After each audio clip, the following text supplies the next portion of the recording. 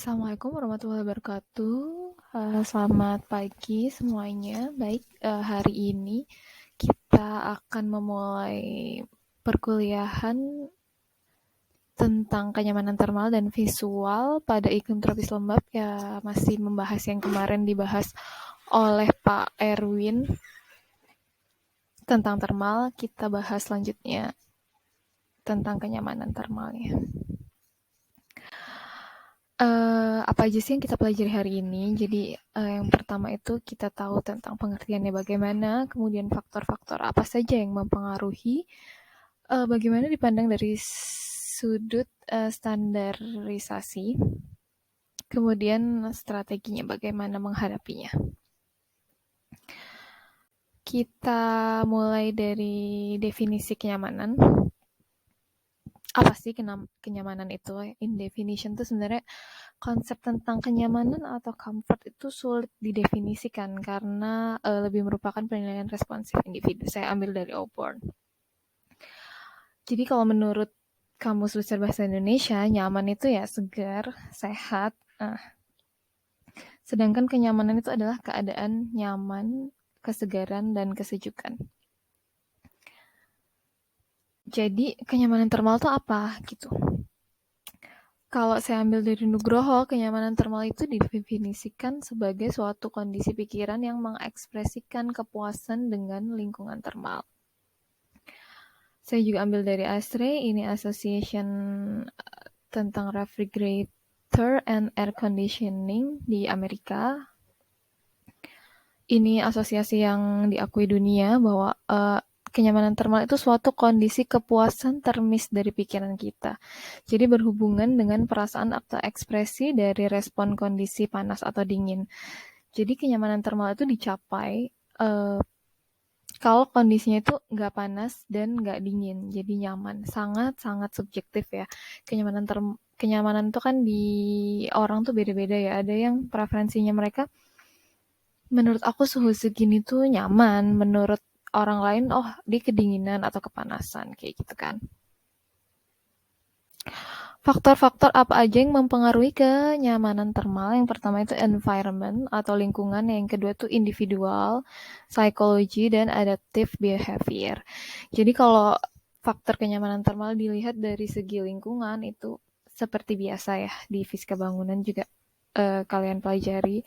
Pokoknya pada intinya kalau dari lingkungan itu ada 4, yaitu temperatur udara atau suhu udara, radiasi, kelembaban udara, dan pergerakan udara. Ya kecepatan angin, kayak gitu-gitu.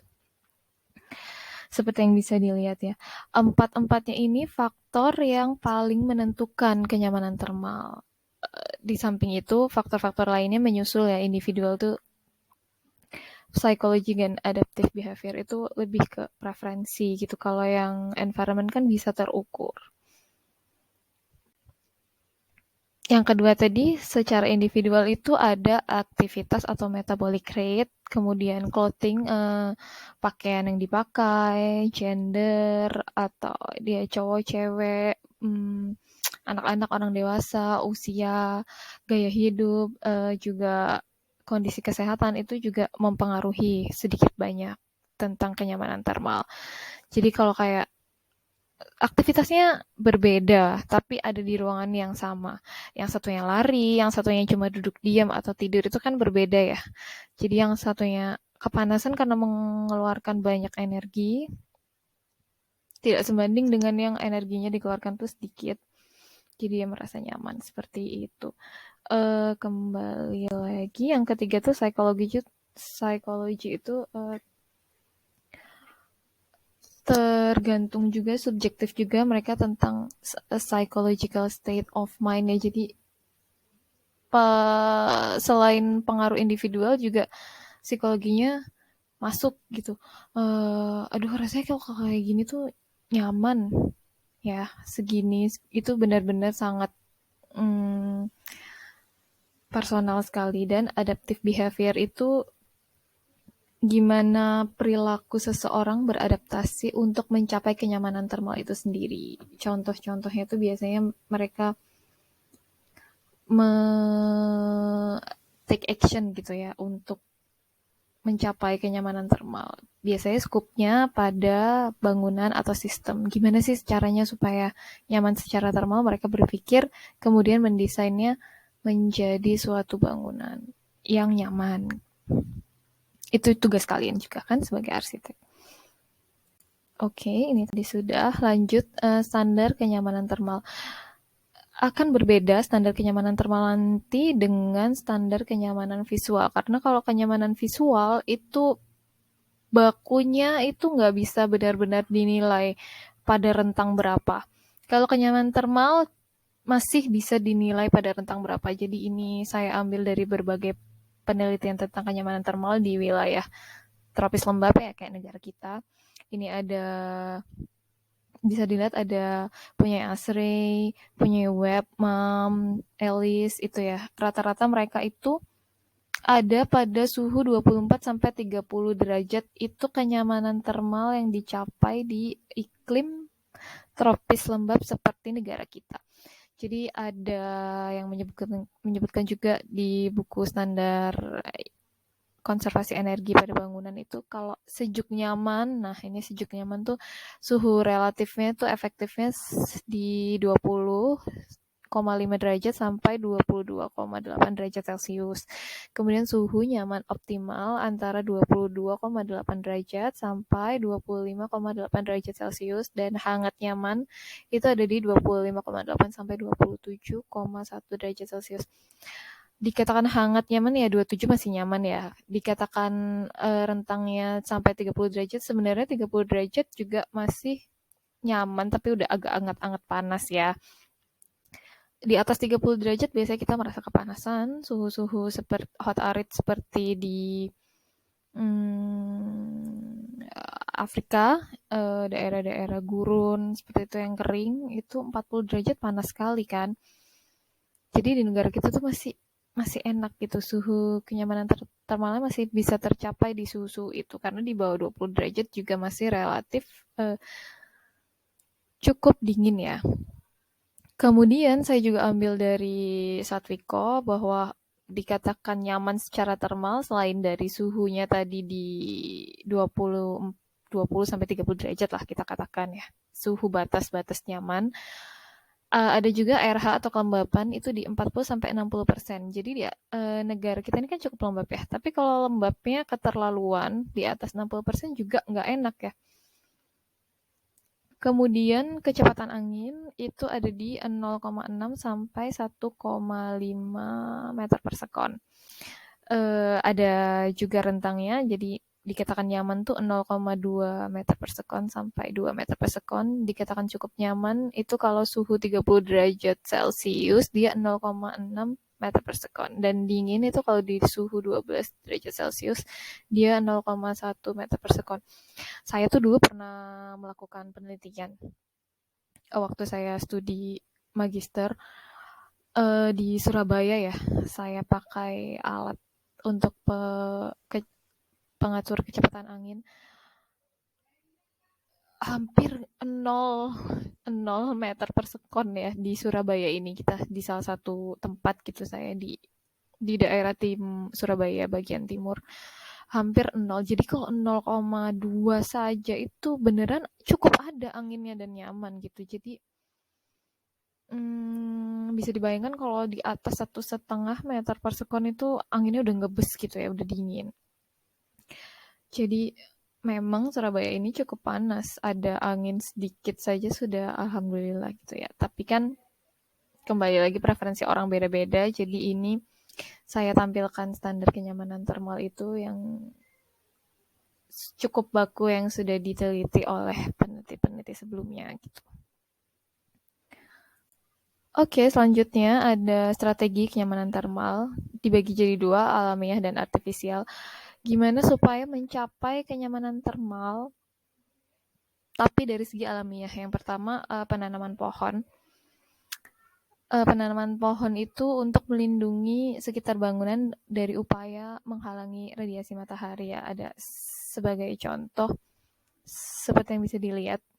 Nah, dari berbagai penelitian itu yang dilakukan, diantaranya saya ambil dari Akbari dan Parker itu memperlihatkan bahwa terjadi penurunan suhu yang lumayan ya, hingga 3 derajat Celcius dari adanya pohon pada sisi-sisi bangunan gitu ya.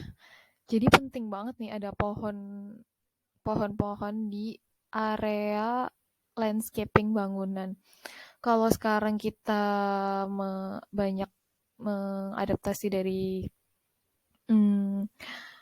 arsitektur modern yang jauh dari prinsip-prinsip tropical atau vernakular, banyak atapnya nggak miring kan. Kemudian dibikin seminimalis mungkin hingga tatanan itu klimis, warnanya sudah putih bersih, perkerasan-perkerasan di mana-mana, ada paving, tidak adanya tanaman, itu semakin membuat kita tidak nyaman secara termal pada pada negara ini, pada bangunan kalau kalian terapkannya seperti itu gitu. Jadi, hello, penting banget nih kita nanam pohon di dekat-dekat bangunan. Ini salah satu strategi juga yang alamiah, nggak ngoyo banget ya, tapi memang dari awalnya kita sudah terencanakan di sini akan ditanam pohon-pohon sebelum ada bangunannya kayak gitu. Karena ternyata terbukti lumayan signifikan loh menurunkan 3 derajat itu cukup besar ya kalau misalnya dilihat dari angkanya. Selanjutnya pendinginan malam hari. Jadi disimulasikan di komputer dilakukan oleh Cambridge Architectural Research Limited itu bahwa pendinginan pada malam hari memperlihatkan penurunan suhu 3 derajat di siang harinya yang dapat dicapai pada bangunan yang menggunakan material dengan massa berat ya kayak beton dan bata apabila suhu antara siang dan malamnya enggak kurang dari 8 derajat Celcius. Nah, perbedaan suhu siang dan malam di kota-kota kita itu umumnya berkisar di 10 derajat Celcius, jadi masih bisa masuk ya. Kalau kurang dari 8 derajat Celcius perbedaannya, maka tidak tercapai kenyamanan termalnya untuk siang harinya gitu. Selanjutnya yang ketiga itu minimal heat gain, jadi dari radiasi matahari pada bangunan. Ini minimal heat gain itu bisa diperoleh dari beberapa cara. Yang pertama menghalangi radiasi matahari langsung pada dinding-dinding transparan yang dapat mengakibatkan terjadinya efek rumah kaca, yang berarti akan menaikkan suhu dalam bangunan. Jadi misalnya ada jendela-jendela besar gitu ya kan, dinding-dinding transparan. Jadi mungkin agak ke depannya misalnya ada pohon atau ada shading-shading, naungan-naungan yang bisa dipakai untuk menghalangi radiasi matahari langsungnya. Jadi ada bayangan sehingga suhu dalam ruangnya juga ikut turun gitu. Kemudian yang kedua, mengurangi transmisi panas dari dinding-dinding masif yang terkena matahari langsung. Nah, cara-caranya yang pertama membuat dinding lapis berongga yang diberi ventilasi pada rongganya, dan yang kedua menempatkan ruang-ruang servis misalnya kayak tangga, toilet, pantry, gudang dan sebagainya pada sisi-sisi jatuhnya radiasi matahari langsung. Jadi maksudnya ruang-ruang itu kan nggak dipakai secara terus-menerus dalam waktu yang lama ya. Kita kan hanya sambil lalu aja kayak ke toilet sebentar aja kan. Naik tangga juga nggak diem di tangga duduk makan. Di pantry juga nggak lama gudang. Nah, sisi ruang-ruang ini ditempatkan pada sisi jatuhnya radiasi matahari langsung sehingga ruang-ruang yang lainnya itu nggak seberapa karena matahari langsungnya. Misalnya kayak kamar tidur, living room-nya itu juga agak bergeser jadi dia nggak kena matahari langsung sehingga otomatis pada ruang-ruang yang aktivitasnya lama itu juga akan turun suhunya gitu. Yang ketiga memberi ventilasi pada ruang antara atap dan langit-langit agar tidak terjadi akumulasi panas pada ruang tersebut. Jadi kayak misalnya kita bikin rumah itu atapnya nggak flat ya. Jadi kan ada rongga itu tadi. Itu buat jalur masuknya aliran udara sehingga masuk ke dalam ruangan itu juga akan dingin karena atasnya sudah didinginkan, dia masuk ke ruangan tuh lebih dingin lagi. Ini saya ambil contoh di internet ilustrasinya. Nah, seperti ini ya kan. Bisa dilihat area-area yang tangga itu disimulasikan, didesain untuk ditaruh di tempat jatuhnya matahari. Sehingga sisi-sisi lainnya itu juga tidak terkena panas matahari langsung. Ada pohon juga apabila sisi-sisinya itu terkena matahari. Karena kan matahari di tropis itu muternya cukup banyak ya. Nggak seperti di iklim-iklim lain, apalagi iklim yang 4 musim kayak gitu. Oke, yang keempat, memaksimalkan pelepasan panas dalam bangunan. Hal ini dapat dilakukan dengan pemecah rancangan arsitektur yang memungkinkan terjadi aliran udara silang. Yang terakhir itu rancangan kota tropis. Ini untuk skop yang lebih besar lagi ya. Karena karakter iklimnya beda, jadi setiap dunia juga harusnya punya rancangan kota yang beda-beda disesuaikan sama kondisi iklim tempatnya ini. Nah, kemudian setelah tadi yang sudah alamiah, selanjutnya yang artifisial itu apa? Tentunya dengan sistem aktif seperti air conditioning ini ya. Jadi kalau misalnya kenyamanan thermal itu tidak tercapai dari segi-segi alam, sudah membuat rancangan secara matang untuk passive cooling, tapi ternyata dirasa kenyamanan thermalnya belum juga tercapai, ya kita mau nggak mau menggunakan sistem aktif cooling seperti ini. Ada berbagai macam AC. Yang pertama AC split yang bisa kita lihat itu di mana-mana. Di rumah kalian juga kebanyakan pasti pakai AC split ini dengan sistem ordernya di luar. Kemudian AC sentral itu yang biasanya dipakai untuk kantor-kantor karena dia terpusat. Kemudian AC standing yang mungkin bisa dipindah-pindahkan dalam acara-acara tertentu ya. Oke, segini dulu untuk kenyamanan thermal. Kita lanjut ke kenyamanan visual. Kenyamanan visual itu apa? Ini saya ambil dari Satwiko juga. Jadi dia kondisi di mana manusia tidak merasa terganggu dengan kondisi sekeliling yang diterima oleh indera penglihatannya. Pada umumnya terkait intensitas cahaya yang ada di sekitarnya. Jadi intinya kenyamanan visual itu tercapai kalau mata kita tuh nggak kesilauan untuk ngelihat sesuatu di dalam ruangan maupun di luar ruangan. Nah, ini saya ada ngambil dari internet, ada contoh juga gimana kenyamanan visual itu dibentuk dari level illuminance-nya, ketidakadaan glare atau silau-nya, daya pantul-pantul, tidak adanya shadow, warna, dan temperatur warna itu juga mempengaruhi kenyamanan visual. Jadi itu juga perlu diperhatikan.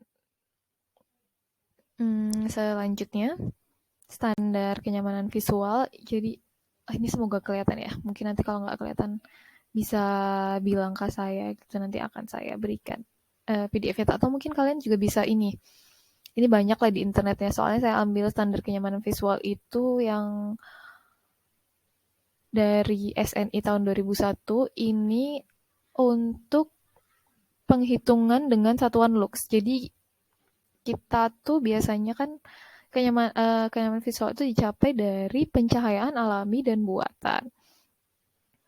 Pencahayaan alami biasanya menggunakan daylight factor. Jadi ada rekomendasi daylight factor seperti yang bisa dilihat ini. Jadi pengukurannya pakai daylight factor. Kemudian yang biasanya kita temui itu pengukuran dengan lux.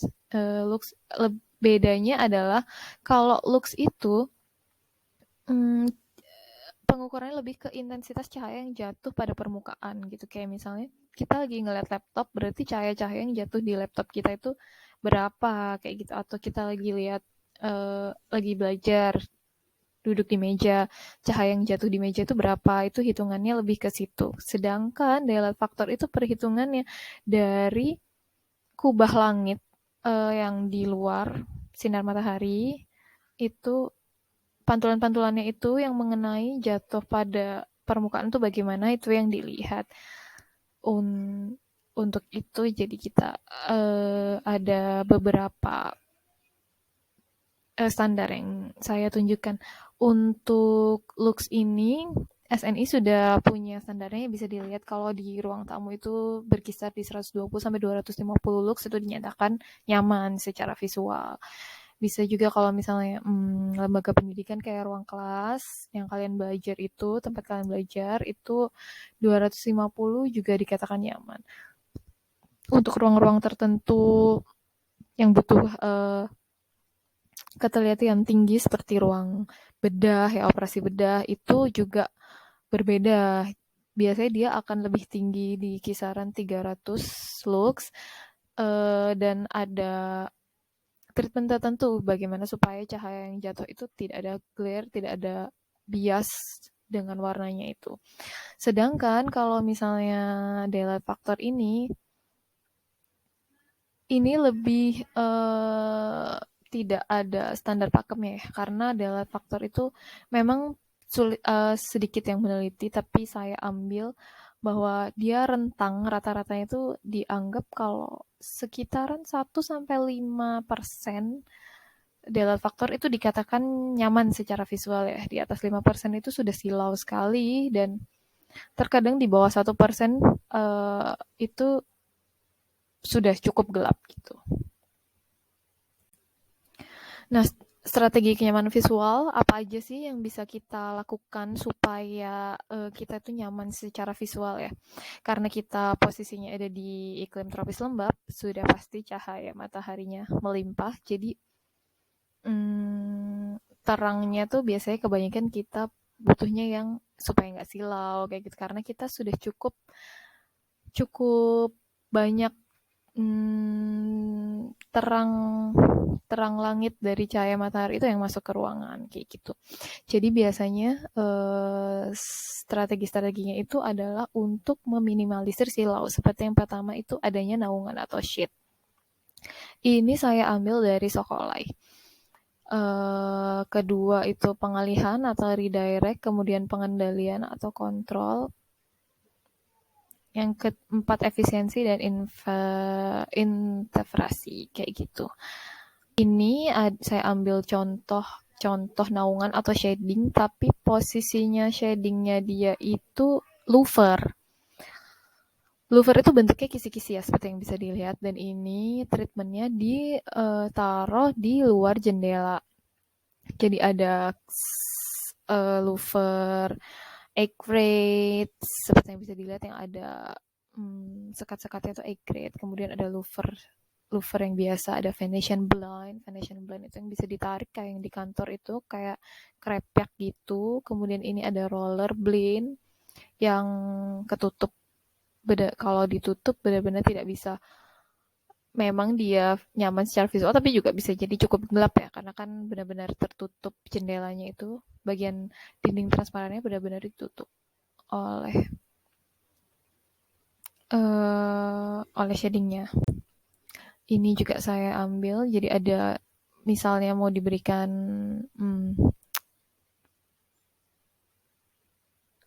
shutter kayak gitu bentuk-bentuknya, ada Venetian, awning, ya begitulah contoh-contohnya dari shading. Mungkin kalian juga bisa lebih explore lagi, bisa lebih cari lagi di beberapa literatur, baik digital maupun non digital ya, itu udah banyak kan di internet juga kalian bisa baca macam-macam naungan, apalagi yang zaman sekarang ini louver juga udah macam-macam ya. Kalau misalnya di kantor, kalau high tech sekali tuh bahkan ada yang dia bergerak, si shadingnya itu bisa nutup buka itu sesuai dengan preferensi panasnya. Silaunya juga dia tentuin, itu biasa pakai motor gitu ya, pakai sensor. Jadi kalau misalnya terlalu panas dia akan nutup setengah atau kayak gimana bentuknya, macam-macam juga sekarang udah kinetik.